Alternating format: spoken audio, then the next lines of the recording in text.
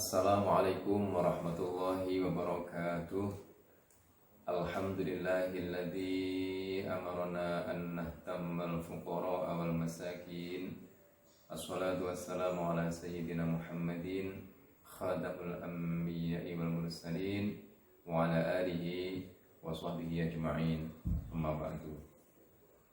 Ma'asyiral muslimin, saudara sekalian yang dirahmati Allah Subhanahu wa taala. Tiada untayan kata dan ungkapan kalimat yang pantas kita haturkan kehadirat Allah Subhanahu wa taala, melainkan puji dan syukur kehadiratnya, karena sampai detik ini kita masih ditakdirkan oleh Allah dapat melaksanakan rangkaian ibadah Ramadan, dan tidak terasa kita sudah berada di penghujung bulan Ramadan. Teriring doa, mudah-mudahan rangkaian ibadah puasa kita diterima dan diridhai Allah Subhanahu wa taala. Amin ya rabbal alamin. Saudara sekalian yang dirahmati Allah, rangkaian ibadah Ramadan ini yang salah satu menjadi kewajiban umat mukmin, umat muslim adalah menunaikan zakat atau membayar zakat.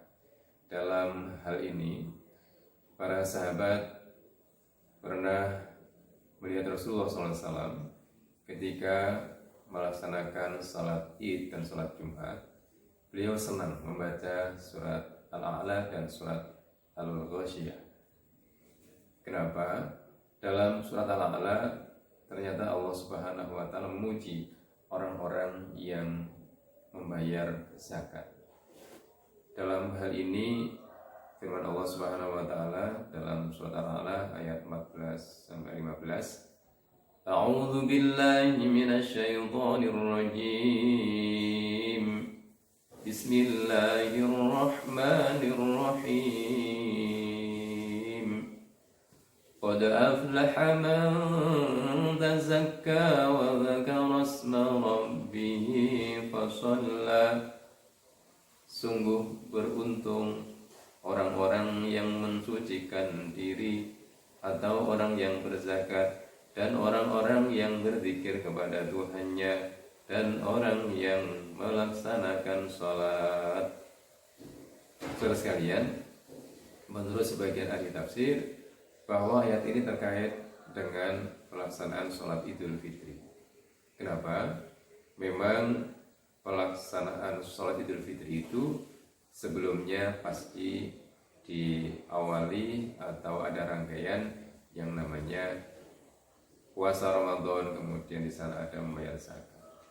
Nah, orang yang membayar zakat itu di antara hikmahnya adalah bagi muzaki atau orang yang membayar zakat, pertama orang ini akan memiliki harta yang bersih. Tutahhiruhum, menurut surat At-Taubah ayat 103 itu mensucikan hartanya. Kenapa? Karena sebagian hartanya sudah ditasarufkan kepada orang-orang yang berhak menerima, karena di sana ada hak fakir, miskin, ada hak sabilillah, ibnu safir, dan seterusnya. Yang kedua adalah orang yang berzakat itu akan juga disucikan hatinya. Gimana suci hatinya? Karena orang yang berzakat itu sudah tidak lagi memiliki sifat rakus, tamak, serakah, karena sesuatu yang dicintainya, yakni harta, sudah dikeluarkan untuk kepentingan kaum duafa, fakir, miskin. Yang ketiga adalah orang yang berzakat itu juga akan tenang hatinya, hartanya sudah bersih, jiwanya sudah suci, ada ketulusan dalam dirinya, maka dia akan tenang. Pemberian kepada yang berhak menerima pun juga dilaksanakan dengan penuh keikhlasan, dan yang diberi pun juga menerima dengan penuh keikhlasan. Karena dengan ikhlas, maka yang diberi pun, orang yang berzakat pun atau orang yang diberi zakat pun juga turut berdoa. Ini akan menumbuhkan ketenangan. Nah, selanjutnya, ma'asyiral muslimin, saudara sekalian, setelah kita berzakat, maka penghujung Ramadan nanti juga kita akan merayakan kemenangan, yakni Idul Fitri, yang ditandai dengan berzikir kepada Allah Subhanahu wa taala. kita berzikir dalam lantunan, untaian kalimat takbir, tahlil, tahmid, tasbih.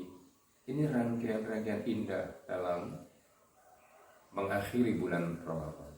Dan itu sangat dianjurkan dalam rangka juga menjadikan pribadi orang yang bertasbih, orang yang bertakbir, orang yang bertahlil.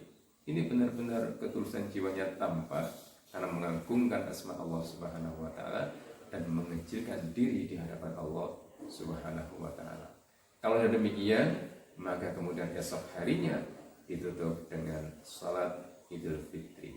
Fasallah, maka laksanakan salat. Karena itu ma'asyiral muslimin saudara sekalian, kita tutup rangkaian ibadah Ramadan ini dengan semangat membayar zakat yang tulus ikhlas, caranya benar, pentasarufnya benar, dan juga ini akan menjadikan jiwa hati yang tenang. Mudah-mudahan rangkaian Ramadan kita pada tahun ini di masa pandemi COVID-19 ini ditutup dengan penuh kegembiraan, walaupun dalam suasana keprihatinan, tetapi umat Islam harus dengan gembira menyambutnya dan mengisinya dengan penuh kualitas. Mudah-mudahan bermanfaat. Kurang lebihnya mohon maaf.